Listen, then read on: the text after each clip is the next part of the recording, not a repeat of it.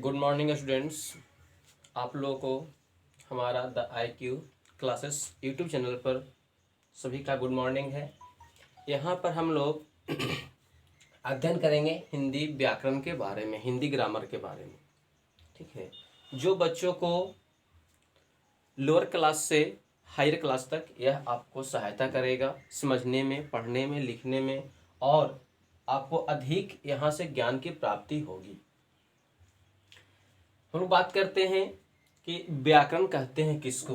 तो जिन नियमों के अंतर्गत किसी भाषा को शुद्ध बोलना, लिखना, उच्चारण करना और समझना आता है उन्हें ही व्याकरण कहते हैं।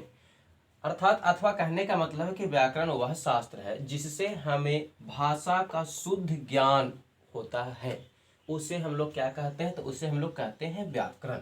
आप लोग बचपन में भी पढ़ चुके होंगे कि व्याकरण वह शास्त्र है, व्याकरण वह माध्यम है जिसकी सहायता से हम लोग शुद्ध पढ़ते हैं, लिखते हैं, बोलते हैं, समझते हैं, उच्चारण करते हैं, उसे व्याकरण कहते हैं। बस वही चीज़ यहाँ पे कुछ भी अलग नहीं बताया गया है।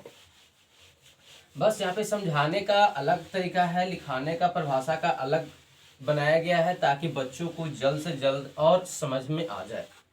अब हम लोग बात करते हैं कि व्याकरण के कितने प्रकार होते हैं हिंदी ग्रामर में। ठीक है, तो व्याकरण के यहाँ पे आप लोगों को 3 प्रकार बताए जाएंगे। व्याकरण के 3 प्रकार होते हैं। पहला है वर्ण विचार, दूसरा है शब्द विचार, तीसरा है आप लोगों को वाक्य विचार। ठीक है, मुख्य रूप से व्याकरण के 3 प्रकार होते हैं: वर्ण विचार, शब्द विचार, वाक्य विचार। कहीं कहीं आप लोग बुक में 3 भी पढ़े होंगे, कहीं आप लोगों को 5 भी पढ़ने को मिला होगा। ठीक है, तो 5 किस तरह से होते हैं? तो 5 हमारे आते हैं जो हम नीचे लिख रहे हैं। चौथा हम लोग को आते हैं चिन्ह विचार, और पांचवा आता है छंद विचार। पांचवा आता है छंद विचार। ये 2 हमारे व्याकरण के ऐसे प्रकार हैं जिसे मुख्य रूप से व्याकरण के प्रकार में नहीं गिना जाता है। क्यों नहीं गिना जाता है? क्योंकि चिन्ह विचार और छंद विचार जो है वह हमारे वाक्य विचार के प्रकार के अंतर्गत रखे गए हैं, क्योंकि इन दोनों का रिलेशन जो है हम लोगों को वाक्य विचार से बनाया गया है। तो मुख्य रूप से हम लोग याद करेंगे कि व्याकरण के 3 प्रकार होते हैं: वर्ण विचार, शब्द विचार, वाक्य विचार। ठीक है, और पूरी संख्या याद करेंगे तो हम लोग हो जाएगा चिन्ह विचार और छंद विचार। अब बात करते हैं कि हम अब देखना है कि सबसे पहले हम लोग वर्ण विचार क्यों पढ़े। सब भी तो पढ़ सकते थे, वाक्य भी तो, चिन्ह भी तो, छंद भी तो नहीं। कहने का मतलब है मेरा कि वर्ण इसलिए क्योंकि अगर हम लोग किसी शब्द को लिखते, जैसे हम लोग लिख रहे हैं कलम, हम लोग लिख रहे हैं कलम, तो कलम एक कोई अक्षर नहीं है, एक कोई वर्ण नहीं है, ये शब्दों मतलब कि ये अक्षरों को मिलाकर बनाया गया है। तो अक्षरों को जब हम लोग मिलाते हैं, मात्राओं को इकट्ठा करते हैं, अक्षरों को इकट्ठा करते हैं, तो जब अक्षर को इकट्ठा करेंगे तो हम लोग को बनेगा हम लोग को बनेगा शब्द। क्या बनेगा?